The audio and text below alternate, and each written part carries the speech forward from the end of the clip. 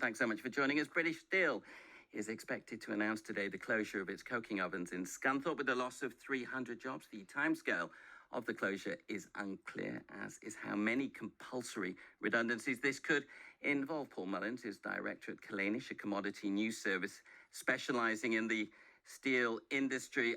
Paul, not much of a surprise, this announcement. What does this mean for the British steel industry, do you think?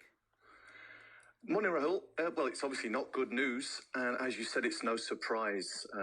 Back in January, there were repeated reports in the media that both British Steel, based up in Scunthorpe, and Tata Steel, down in South Wales, were looking for funding from the government.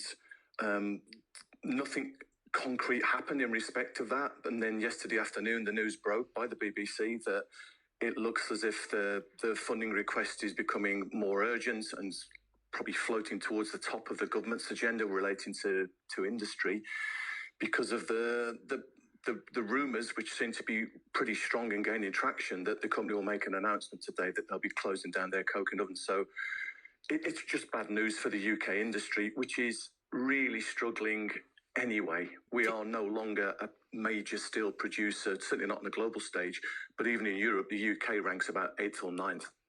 Do you think that support could be coming, though? Because there are reports that government officials are going to fly to China to sit down with Jinyu, who own this particular plant, to look at a way of trying to get that process going again. I think it's certainly possible. And you've obviously got the business element here, because whatever British Steel gets in terms of any commitments from the government, other UK steel makers will be looking for something similar as well.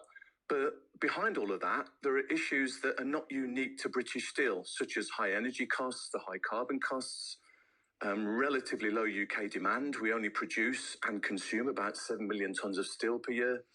If you compare that to similar sized nations, such as France and Italy, each of us has about 65, 67 million population.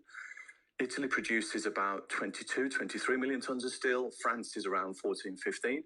We're just toddling along at 7 million tonnes.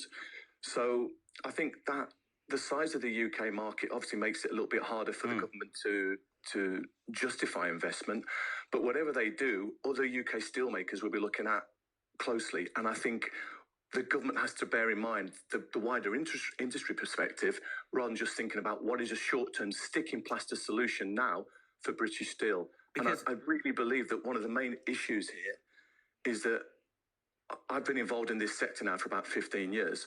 I've never known a coherent, structured industrial strategy for the UK as a whole, never mind the steel industry, which logically, as a foundation industry, would underpin that industrial strategy. Okay, briefly, if you don't mind, clearly a pivotal moment for the steel industry in terms of what the government's going to do here, and for many local communities as well.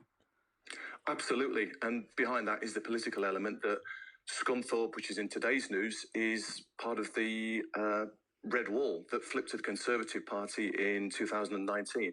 And I think that was one of the reasons behind the request by Michael Gove, the Levelling Up Minister, for funding when he approached, I think it was Grant Shapps back in January, which seems ages ago now. It's only about 5-6 weeks ago.